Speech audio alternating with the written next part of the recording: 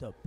Bienvenue si vous nous rejoignez, très heureux de vous accueillir ici au cœur de la machine à explorer le temps.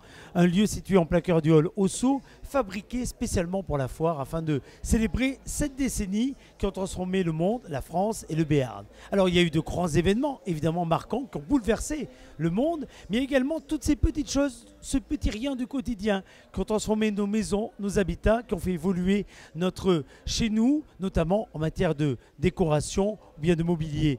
Damien qui est avec nous est venu avec beaucoup de mobilier qu'il a réussi à rassembler au cœur de nos différents espaces, années 50, 60, 70, 80, 90. C'est son métier, il est antiquaire, il officie principalement au Foirail, mais également à Toulouse. Bonjour Damien. Bonjour. C'est bien ça, le Foirail, c'est votre base névralgie, Voilà, votre centre névralgique à Pau. Foirail, et moi je travaille au Foirail à Toulouse, au Forum des Antiquaires et aussi sur beaucoup de salons dans la France, en France. Alors on vous a demandé quelque chose d'un peu particulier, c'est de construire une exposition dont chaque élément pouvait être vendu. C'est-à-dire que si on a un coup de foudre en visitant l'expo sur un meuble, un bibelot, vous pouvez le proposer à la vente. Tout à fait, hormis quelques petites exceptions anachroniques. Oui, qui sont des pièces de collection, mais à part ça. Voilà, non, ce sont surtout quelques objets personnels qui sont plutôt des bibelots que j'ai voulu emmener pour agrémenter le mobilier et les luminaires.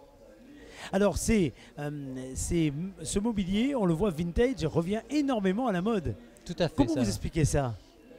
Il y a toujours eu dans les antiquités une période de désamour et de redécouverte.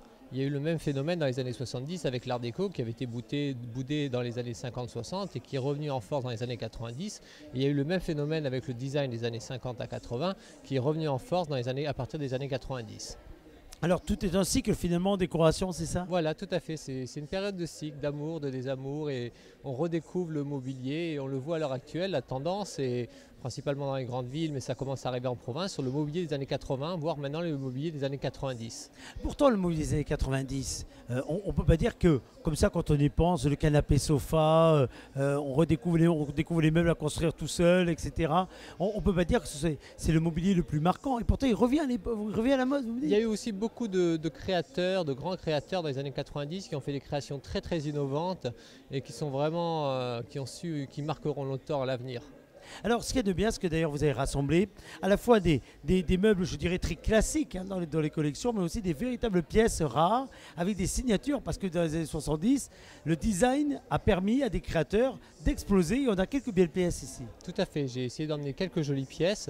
Il y a d'ailleurs dans les années 50 une très très belle enfilade de Charlotte Perriand, qui est une très très grande designeuse française des années 50-60, dont la cote explose véritablement à l'heure actuelle.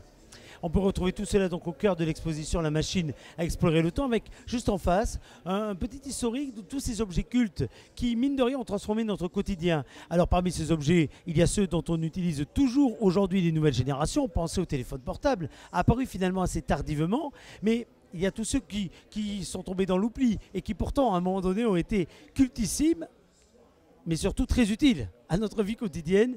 On les retrouve du côté de cette exposition qui est à visiter avec un regard d'enfant, parce que le prisme qu'on a pris, c'est finalement de reconvoquer nos souvenirs, ceux de notre enfance. Alors si vous avez grandi dans les années 70, vous allez retrouver des vieux jeux de société, idem pour les années 80, 90 et autres. Vous personnellement, Damien, la période que vous affectionnez le plus, c'est laquelle? Curieusement, c'est une période que je n'ai pas connue. C'est les années 70 et principalement le design radical italien des années 70.